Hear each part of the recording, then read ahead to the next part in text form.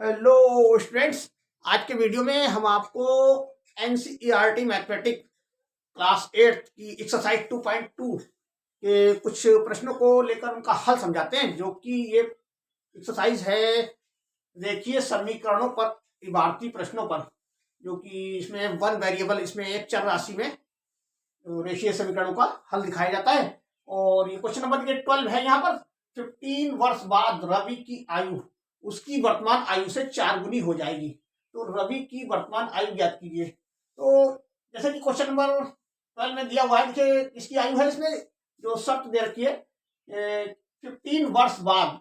तो रवि की जो आयु है वो आज की डेट में जो आयु है, वर्तमान में जो उसकी आयु है, उससे 4 गुना हो जाएगी। तो इसकी वर्तमान में आयु ज्ञात करना है। तो इसके लिए क्या करेंगे कि इसकी जो वर्तमान में आयु है उसको हम एक चर राशि उसके लिए ले लेते हैं, एक वेरिएबल ले लेते हैं, जो कि हमने देखिए यहाँ हल किया हुआ है। माना रवि की वर्तमान आयु जो है वो x वर्ष है, और प्रश्नानुसार क्या है, देखिए 15 वर्ष बाद जो है रवि की आयु जो हो जाएगी, कितनी हो जाएगी, वो उसकी वर्तमान आयु जो आज की डेट में आयु है, जो x माना हुआ है, उसकी 4 गुना हो जाएगी। तो वहां इसको देखिए 4 गुना कर दिए हैं। पहले तो इसकी 15 वर्ष बाद जो आयु होगी वो क्या बताएगी, देखिए 15 वर्ष बाद जो रवि की आयु होगी वो x प्लस 15 वर्ष होगी। मतलब उसमें आज की जो आयु है उसकी, उससे आगे 15 वर्ष बाद जो उसकी आयु होगी वो उसमें जुड़ जाएगी, जो आज की। अब जो कि वो अननोन है, इसी को निकालना है हमको।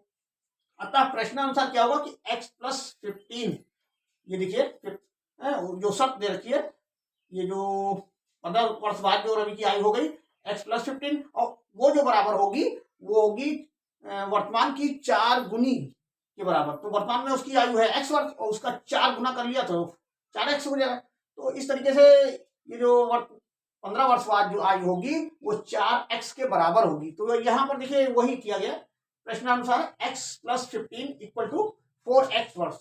अब पक्षांतर करने पर क्या होता है, देखिए पक्षांतर करने पे हमें तो x की वैल्यू निकालनी है। तो इसके लिए क्या, ये जो डिजिट है हमारा 15, ये और ये x, ये टर्म्स है, इसको एक तरफ ले आएंगे। तो जैसे कि ये है लेफ्ट हैंड साइड में x है आपका, इसको हम ले जाते हैं राइट हैंड साइड में, तो ये प्लस से माइनस में हो जाता है। देखिए तो इस तरह से 4x माइनस 1x हो जाएगा। तो ये आपका 15 इक्वल टू 3x हो गया। अब हमें x की वैल्यू निकालना, तो x इक्वल टू क्या हो जाएगा, ये जो x के साथ में जो मल्टीप्लाइड डिजिट रहता है वो बटे में आ जाता है आपका, उससे डिवीजन हो जाता है। तो यहाँ पे देखिए 15/3 हो गया।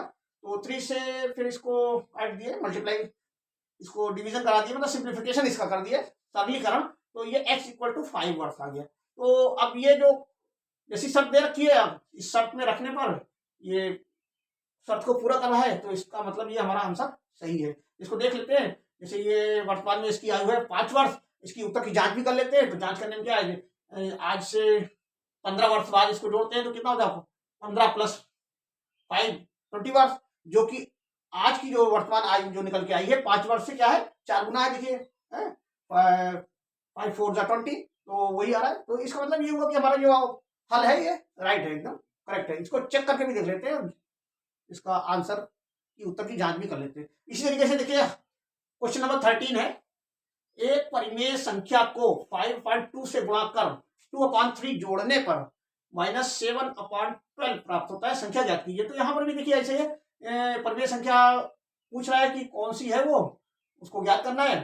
तो जैसा भी इसमें शर्त दे रखी है, तो शर्तों के अनुसार उसको करते जाते हैं, समीकरण बनाते जाते हैं।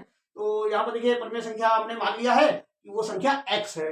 ये देखिए माना वो परिमेय संख्या x है, ये एक वेरिएबल है, एक चर राशि है। तो इससे इसी x का मान हमें निकालना है। तो अब प्रश्न के अनुसार जैसा दिया रखा है, जैसी शर्त दे रखी है, वैसे इक्वेशन बना लेते हैं। अब देखिए परिमेय संख्या आपको 5/2 से गुणा करने पर, तो इसी परिमेय संख्या जो माना हुआ है हमने, इसको 5/2 से गुणा कर दिए।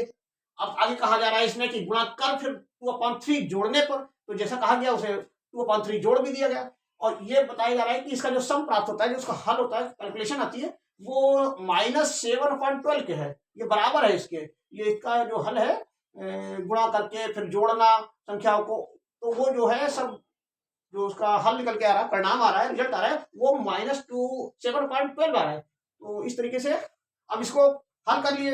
ये देखिए क्या है, x है 5/2 की मल्टीप्लाई होगी तो 5x/2 आ गया। ये आपका 2/3 हो गया। तो इसको जो है भिन्न की तरह, एक फ्रैक्शन की तरह इसको हल कर लिए। इसमें क्या है कि इसका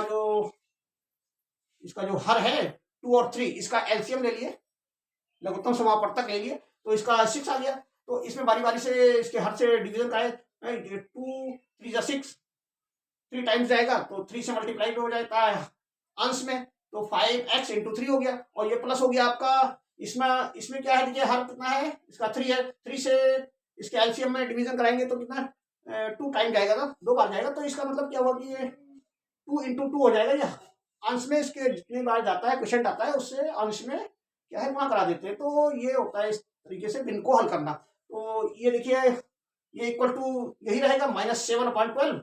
अब इसको मल्टीप्लाई करके रख दिए, 3 5 जा 15 x प्लस 2 2 जा 4 अपॉन 6 इक्वल टू -7/12 आ गया आपका। अब इसको क्या करिए, त्रिच्छी गुणा करें, त्रिय गुणा जिसको कहते हैं, क्रॉस मल्टीप्लाइकेशन।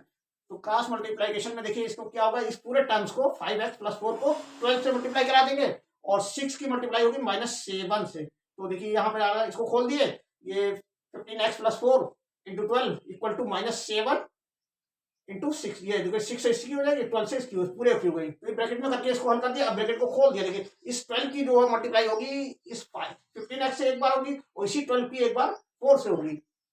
तो 15 और x इंटू 12 जो हो जाएगा हमारा 180x आ रहा है, और प्लस ये 4 इंटू 12 ये आपका 48 इक्वल टू ये आ रहा है आपका -42। अब पक्षांतरण यहां भी किए जैसे यहां किए थे, इसी तरीके से x की वैल्यू निकालने के लिए जो लाइक टर्म्स हैं, जो सेम व्यंजक है वो एक तरफ कर लिए। तो इसमें क्या है, एक ही है, इसमें x कोई है नहीं, तो 100 ये 180।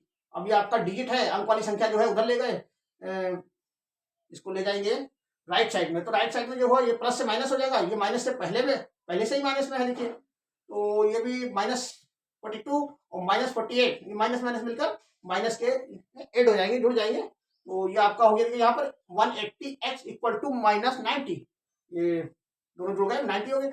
x की वैल्यू निकालिए, x इक्वल टू हो जाएगा 90/180।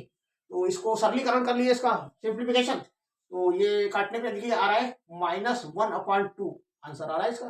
तो इस तरीके से इसका हल प्राप्त हो जाता है। अब इसको हम उत्तर की जांच जैसे यहाँ किए थे यहाँ भी कर सकते हैं, आप करके देख लीजिए। x इक्वल टू -1/2 जो है ये हमारी x है, जो हमारी मानी हुई संख्या है, परिमेय संख्या जो ये वाली है, ये हमारी निकल के आई -1/2। अब इस इक्वेशन में आप रख के देख लीजिए, यहाँ पे -1/2 और इसको हल करके देख लीजिए, तो ये जो है इक्वल -7/2 के आना चाहिए, जो कि हमारा आ रहा है। आप भी करके देख सकते हैं, वो आ जाएगा। तो इस तरीके से ये हमारे जो है, ये इसका हल जो है शर्तों पे खरा उतर रहा है, इसलिए हमारा जो है ये हल जो है सही तरीके से हो गया। तो इस तरीके से हम इसको रेखीय समीकरणों को हल कर सकते हैं। तो आज का वीडियो यही रखते हैं, और अगले किसी वीडियो में इस आगे दूसरे प्रश्न को लेंगे। और चैनल को आप लोग सब्सक्राइब कर ही रहे हैं, तो चैनल को सब्सक्राइब कर लाइक करते रहिए, जिससे कि नए नए वीडियो आपको मिलते रहें। धन्यवाद चिल्ड्रन।